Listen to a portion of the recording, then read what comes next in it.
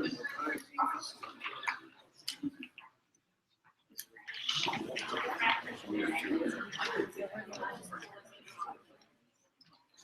right. Has everybody got another evaluation sheet? We're up, all right. Teachers good to go?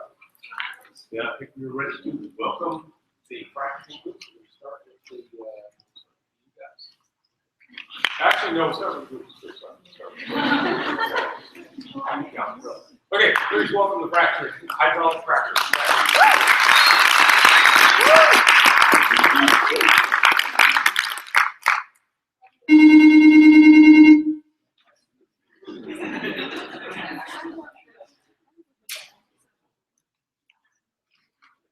320,000 pounds of sand, 8 million gallons of water, and 4 million tons of chemicals are mixed together and blasted at 1,500 HHP, or hydraulic horsepower, towards shale rocks to obtain the oil and natural gas inside.